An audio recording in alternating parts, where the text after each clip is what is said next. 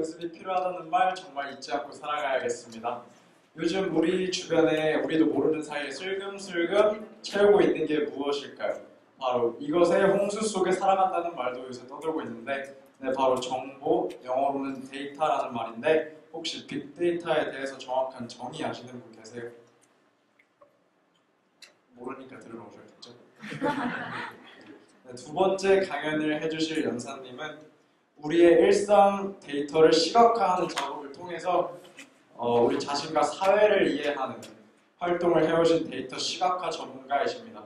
최근에는 기계학습의 시각화를 통해서 인공지능 환경의 이해를 시도하고 계신다고도 하는데 그러면 이제 그러면 민세희 연사님의 인공지능을 이해하는 마이크 차고 좀만 있다가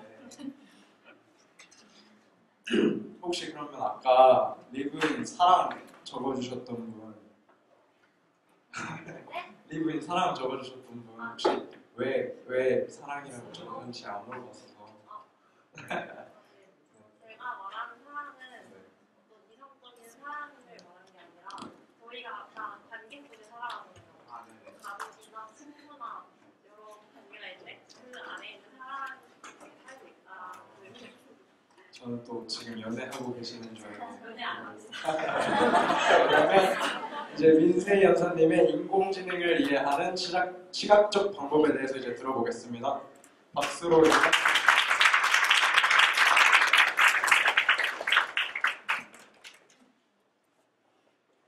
안녕하세요. 조금 전에 너무 재밌는 강연 들어가지고 저희 강연은 너무 어려운 얘기가 되지 않을까 약간 걱정이 되는데요. 어쨌든 여러분들하고 오늘 잠깐 한 18분 정도 되는 시간 동안 우리가 데이터에 대한 얘기를 같이 나눠볼 거예요. 일단 데이터라고 하면 우리가 되게 멀게 생각할 수도 있지만 이 데이터라고 하는 거는 사실을 기록한 내용들이에요. 쉽게 얘기해서 여러분들이 오늘 하루 동안에 핸드폰을 가지고 누구랑 몇 분을 얘기를 했는지 아니면은 어떤 버스를 타고 어디서 내렸는지 그리고 또 우리가 마트에 가서 무슨 어떤 물건들을 샀는지를 우리가 핸드폰이라든가 아니면은 우리의 신용카드 같은 이런 디지털 기계, 디지털 환경을 통해서 내가 하고 있는 행동들이 계속해서 축적되고 쌓이는 게 이런 데이터라는 거예요. 근데 데이터가 사실을 기록한 거라고 했잖아요. 근데 우리가 사실을 보는 게 매번 즐거운 행동만은 아니에요. 왜냐하면은 사실이라고 하는 거는 내가 보여주고 싶은 내 모습만 있는 게 아니라 내가 보여주고 싶지 않은 모습, 또 내가 이전에 미처 몰랐던 모습들, 이 여러 가지 다양한 모습들을 가지고 있기 때문에 사실을 보는 게 항상 즐겁지만 않거든요.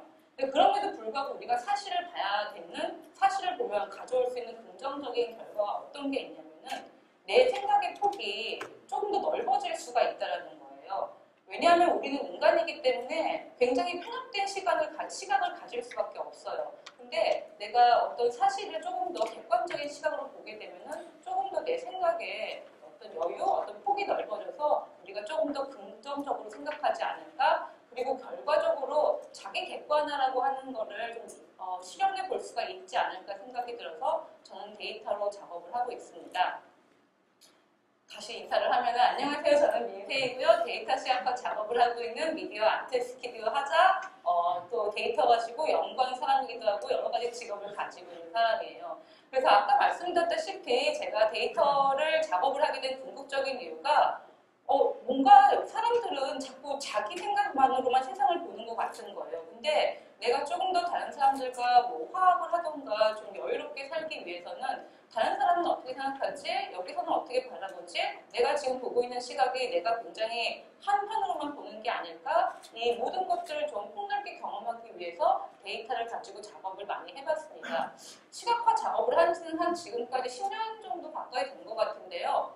예를 들어서 어떤 건물이 있을 때 그 건물이 빗물을 수돗물로 정화하는 어떤 굉장히 에너지 친화적인 시스템을 가지고 있으면은 그 에너지를 바꿀 수 있는, 그러니까 빗물을 수돗물로 정화해서 우리가 물을 저장할 수 있는 에너지 전압하는 시스템을 가지고 있으면은 우리가 그 내용들을 시각적으로 보여줘서 사람들이 또 물이 필요한 어떤 지역이나 국가에 기부를 할 수 있는 사회적인 행동까지 하지 않을까 생각해서 이런 작업들을 해보기도 했고요. 또 미래 건축물에 우리가 미래에 만약에 아파트에 살게 된다면은 우리의 데이터가 공간에 어떻게 영향을 미칠까 생각을 해봤을 때 우리가 살고 있는 공간은 살고 있는 면적 대비 쓸 수 있는 적정 에너지 사용량이 있어요. 예를 들어서 30평의 아파트에 산다고 치면은 한 달에 쓸 수 있는 적정 에너지 사용량, 적당한 전기와 가스와 물의 사용량이 있는데 만약에 거주자가 그 에너지를 더 쓰게 되면은 그러니까 에너지를 낭비를 하게 되면은 그만큼 집 사이즈가 줄어들게 되고 반대로 에너지를 절약하게 되면 그만큼 집 사이즈가 늘어나게 되는 그런 시스템들을 제안해 보기도 했고요. 그래서 건물 자체가 우리가 만들어낸 데이터에 의해서 반응할 수 있는 건축물을 디자인을 해보기도 했습니다. 그리고 여러분들 스마트폰을 많이 쓰게 된 이후부터 우리의 데이터 소비량이 얼마나 증가를 했는지 시각적으로 볼 수 있는 그래프를 만들어 보기도 했고요. 그래서 데이터 소비량이 몇 개월 전에 굉장히 크게 변화를 했다라는 것도 시각적으로 만들어 보기도 하고 또 이 작업은 제가 개인적으로 되게 좋아하는 작업인데 우리가 페이스북을 하던 아니면 인스타그램을 하던 여러 가지 트위터를 하던 데이터를 생산하고 소비하고 유통하는 행동들을 하잖아요. 그런데 그런 행동들이 우리가 한 번도 어떤 노동적인 시각으로 보지를 않았던 것 같아서 우리가 어떻게 하면 데이터를 생산하고 소비하고 유통하는 행동들을 노동으로 나의 노동력이 얼마나 소비가 되고 있는 것인가를 시각적으로 보여주는 작업들을 해보기도 했습니다.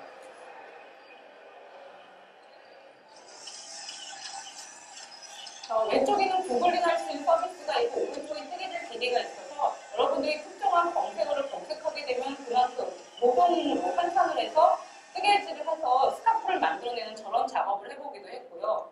데이터 하면 또 도시 데이터, 이 공공 데이터에 대한 얘기 빼놓을 수가 없는데요. 서울시가 개방한 공공 데이터 중에 하루 동안에 서울시가 어떤 프로젝트에 얼마의 돈을 썼는지에 대한 내용들이 있기 때문에 우리가 그 내용들을 눈으로 보면은 조금 더 공공인식에 사람들이 좀 나아지지 않을까? 서울시가 어떤 행동들을 하는지 이해를 하지 않을까 생각이 들어서 이런 작업들을 해보기도 했는데요. 아까 처음에 말씀드렸던 것처럼 제가 데이터 시각화 작업을 하게 된 궁극적인 이유는 사람들이 자기 데이터를 보면은 생각이 좀 바뀔 거라고 생각을 했어요. 왜냐하면은 내가 보고 있는 그 관점보다 또 다른 관점으로 내 행동을 보게 되면은 우리가 조금 더 자기 자신에 대해서 반성을 한다던가 뭔가 생각이 바뀔 줄 알았는데 생각보다 사람들은 그렇게 쉽게 변하지가 않더라고요. 그래서 어떤 경험들을 했냐면은 이런 데이터를 보는 건 되게 좋은 것 같아요. 재밌고 내가 보지 못했던 내용들을 보기 때문에 되게 신기하기도 하고 하는데 결과적으로 그래서 우리가 우리 자신에 대해서 반성까지는 아니어도 조금 더 고민해보는 계기를 마련해 줬냐라고 물어봤을 때 그렇게 긍정적이지는 않았던 것 같아요. 그러다 보니까 데이터 시각화를 하게 되는 게 결국에는 그냥 스쳐 지나가는 정보를 보는 거 아니야? 그 이상의 어떤 역할을 할 수가 있어? 데이터를 보고 난 다음에 과연 우리가 생각이 바뀌고 행동이 바뀌어? 라고 했을 때 바뀔 수가 있어 라고 강하게 대답을 하지 못했던 거죠. 그래서 시각화 작업을 하면서 굉장히 괴로웠던 시간들이 있었어요. 한 몇 년 전부터 이거 하는 것 자체가 아무리 의미가 있다라고 하더라도 그렇게까지 내가 생각하는 것처럼 긍정적인 어떤 행동을 만들어내지 못하는 것 같다는 생각이 들었는데 그러다가 조금 더 관심을 가지게 된 게 기계가 학습하고 있는 우리가 쉽게 말해서 요즘에 많이들 하는 얘기죠. 인공지능이 나오면서부터 그렇다면 기계는 결국 우리가 만들어낸 데이터로 우리를 학습해서 배워나가고 있는데 우리가 그럼 기계를 통해서 내 모습을 다시 보지 않을까? 그렇게 되면 내가 조금 더 내 자신에 대해서 인식할 수 있지 않을까 생각이 들게 됐던 거예요. 이게 마치 부모님이 자녀를 키울 때 자녀분들이 부모님이 하는 행동을 똑같이 따라할 때 본인 자신에 대해서 내가 이런 행동을 했어? 내가 저런 말을 했어라고 한 번 더 경각심을 갖게 되는 거를 어떻게 보면 우리는 지금 기계 환경을 통해서 이해를 하지 않을까 하는 생각이 드는 거죠.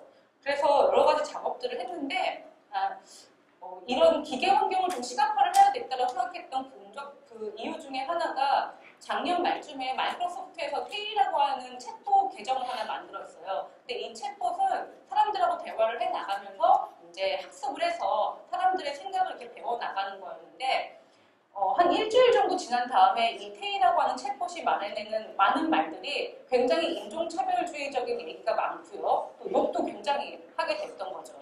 그러다 보니까는 우리가 여기서 좀 생각해야 될 지점이 뭐냐면은 기계 환경은 그냥 기계 환경으로 존재할 뿐인데 결국엔 사람들이 우리가 어떤 내용들을 기계한테 가르쳐 줄 것인가, 어떤 데이터를 생산해낼 것인가, 우리가 지금 어떤 데이터를 만들어내고 있는 것인가에 대해서 조금 더 고민을 해야 되지 않을까 생각이 들었어요.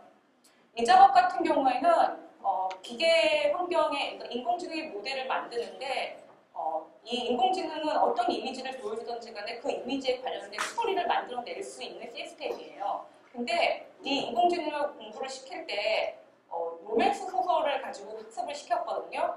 그러다 보니까는 이 인공지능 환경은 어떤 이미지를 보든지 간에 다 로맨스 소설로 얘기를 할 수밖에 없는 거죠.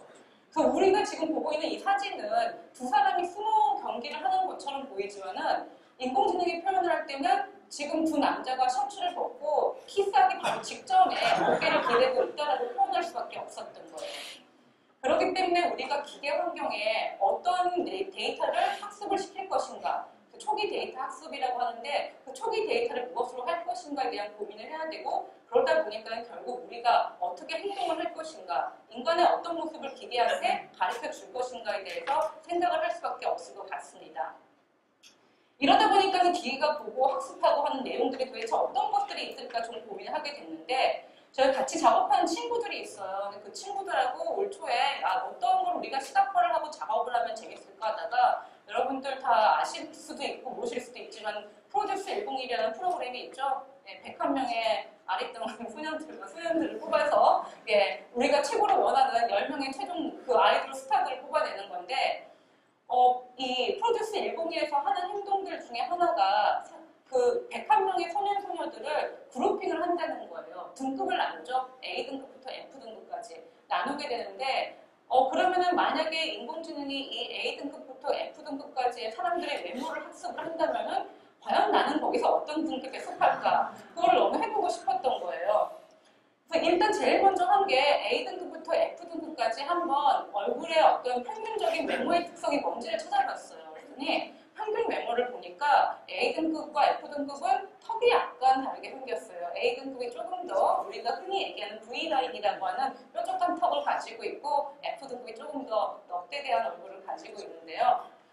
이렇게 특성을 우리가 기계가 좀 학습을 하기를 바래서 이렇게 모델을 만들어내고 학습을 시켜봤습니다. 그리고 난 후에 같이 작업했던 한 16명 정도 되는 친구들의 얼굴을 다 집어넣어서 그러면 이 사람들이 과연 어느 등급에 속하는가 우리는 과연 어떤 등급의 분포를 가지고 있는가를 한번 테스트를 해봤더니 뭐 A등급의 몇 프로, 뭐 B등급의 몇 프로 이렇게 나왔는데요. 그래요. 여러분들이 가장 궁금하신 게 과연 그러면 여기서 얘기하고 있는 민트이라는 사람은 어느 등급에 속할 것인가 궁금하시죠? 말도 안 되는 말이 안 돼요. F등급이 나은데 이거는 제가 봤을 때 분명히 학습시킨 모델의 그 얼굴이 남자애들이라서 그렇다고 생각을 하는데 아까 제가 말씀드렸잖아요. 인간은 자기가 보고 싶은 면만 본다고. 저도 아무리 데이터가 진실을 얘기를 해도 믿지 않으려고 하는 거죠. 어쨌든 이건 약간 재미 위주로 얘기를 한 거고요. 여기서 우리가 좀 고민해야 될 지점이 뭐냐면요. 인공지능 환경에서, 그러니까 기계학습 환경에서의 오버피팅이라는 현상이 있어요. 이게 뭐냐면은 모델을 만들 때, 학습한 기계 모델을 만들 때 굉장히 특정 데이터에만 반응하게 만든 상황, 아니면은 데이터 자체가 굉장히 편협적이에요. 그러다 보니까는 일반적인 상황을 이해를 하지 못하는 상황이 벌어질 때 일어나는 현상인데 어떻게 보면 지금 우리가 살고 있는 사회가 이렇게 오버피팅된 아닌 사회가 아닐까 생각이 드는 거죠. 그러니까 외모에 대한 것만 놓고 보더라도 이 미디어에서 나오는 대부분의 외모가 잘생겼다, 예쁘다라고 하는 외모가 굉장히 편협된 시각밖에 존재하지 않는다면은 결국 기계가 배울 수 있는 시각은 인간이 가지고 있는 편협된 시각을 그대로 답습할 수밖에 없다라는 거고요. 또 이 작업을 통해서 생각했던 게 뭐냐면은 처음부터 우리가 101명의 사람들을 외모로 등급을 나누는 행동을 하지 않았다면은 아예 그 데이터가 존재하지 않기 때문에 기계는 학습할 수 없었을 거예요.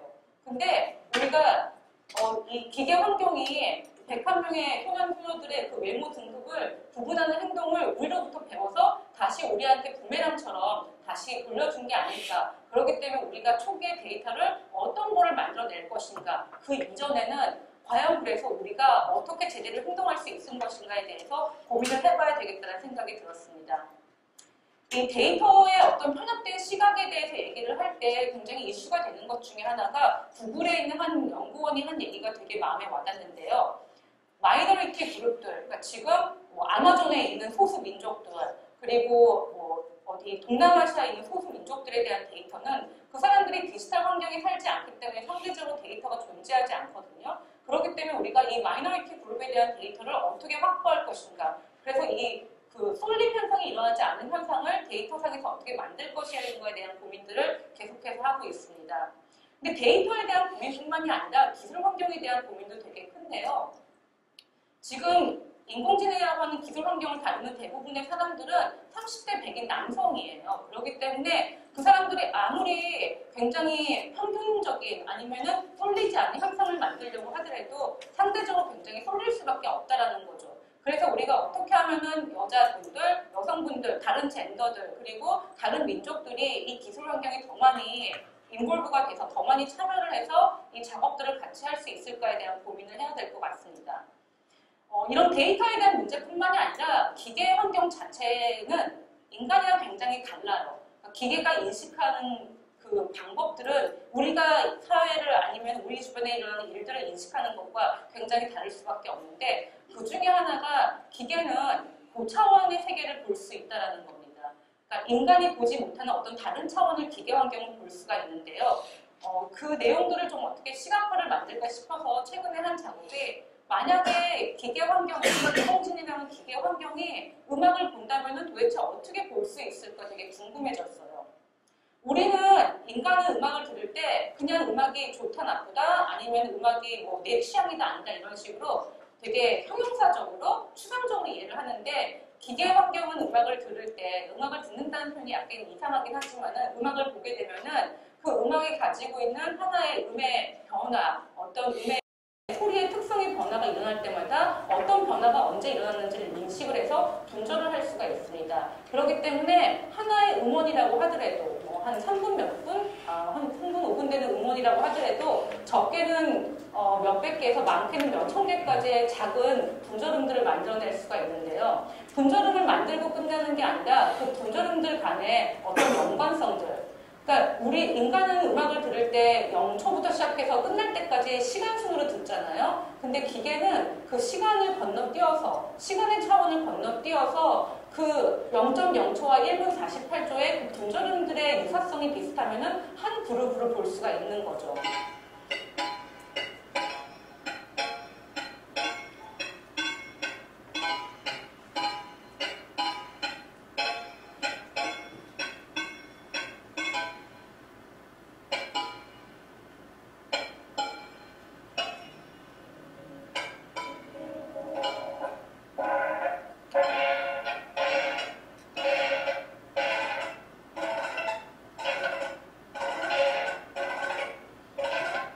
이렇게 분절한 음들을 2차원적으로 그냥 그 구름만 보는 게 아니라 만약에 3차원적인 형태로 바꾸게 되면 우리가 어떻게 이 기계가 바라보는 음악을 만들어낼 수 있을까 해서 한번 실험을 해봤습니다.